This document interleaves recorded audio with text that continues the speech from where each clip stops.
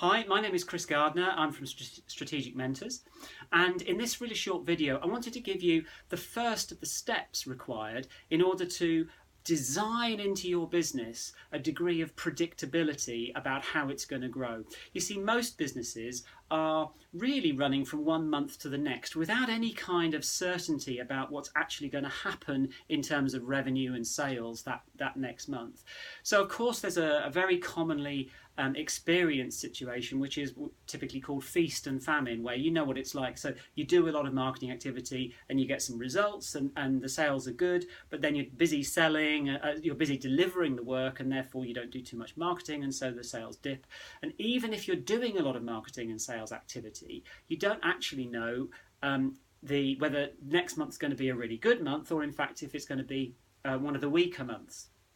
And if you have that degree of uncertainty in the business, it puts so much stress on you, the business owner. It makes it very difficult to really plan and make decisions that you need to make in order, if you're going to grow your business in a well-managed way. So the first thing you need to do in order to have that predictability is what I call a baseline. And what I mean by that is you've got to know what's your actual performance at the moment. Now, performance in what? I'm there talking about specifically performance in sales and marketing activities. So for example, do you know where the best source of leads are for your business? Right?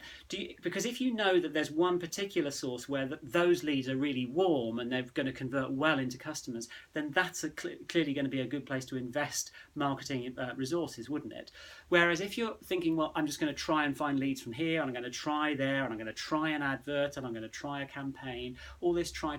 If you're not measuring stuff, how do you know where to invest for the future? And so you stumble from one month to the next without any kind of structure to it. So that's just in terms of marketing. In terms of then selling ability, how effective are you at selling, if that's part of your role?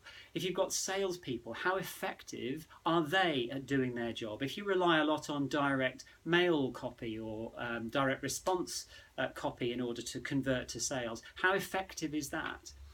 Right? And again, many people running businesses, they're doing their best, right? They're just trying hard and they're doing okay, they're getting some results. But if they're not following a particular process, it's very difficult to measure. And if you're not measuring it, it's very difficult again to say how you're going to improve it. So whereas if you have got your measures in place, then you know that when you make a change to the method and the process that you use, you can see the result. And if that's a better result, then you know you can invest more in there, and you know you're more likely to get more revenue next month.